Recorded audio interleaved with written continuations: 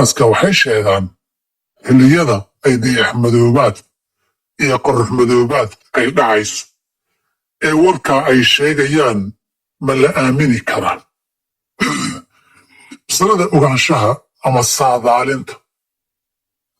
xilliga qorraxdu iyo dayaxu madoobaanayaan masalo ma aha cilmul ghayba ma aha waa mas'alo xisaaba qur-aankana lagu tilmaamay qur-aankiisa wuxuu ku tilmaamay ashamsu waalqamaru bixusbaan xisaab bay ku socdaan xisaabtay ku socdaan qofku waxaa lagu saadaalin karaa ama lagu garan karaa kuwii tegey ama kuwa soo socdaayey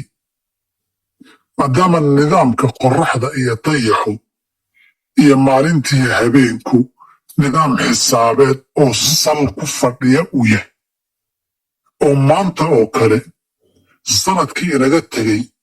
qorraxdu waxay soo baxaysaa sekankii ay soo baxday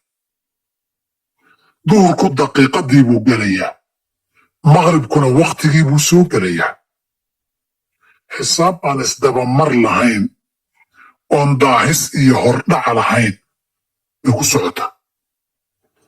lashamsu yanbagii lahaa an tudrika alqamar wala leylu saabiqu nnahaar wa kullun fii falakin yasbaxuun qorraxdu dayaxa ma gaadhi karto habeenkuna maalinta kama hormari karo mid walba wareeg bay ku dabaalanayaan oo socdaan wareeg xisaab ah bay socdaan bixusbaanin waay marka mas'aladu masalatu cilmi alghayb ma aha mas'alatu lxisaab wey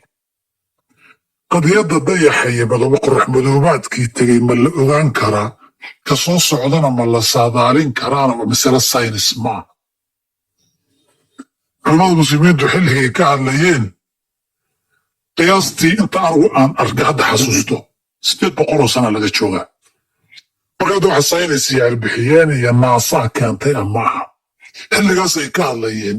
intii tagtayna in la ogaan karo inta soo socotana la saadaalin karo laakiin ay ku xidhan tahay qofku inta uu xisaabta si fiican u yaqaan khaladku kama yimaado inaanan wakhtigeedii ku madoobaanin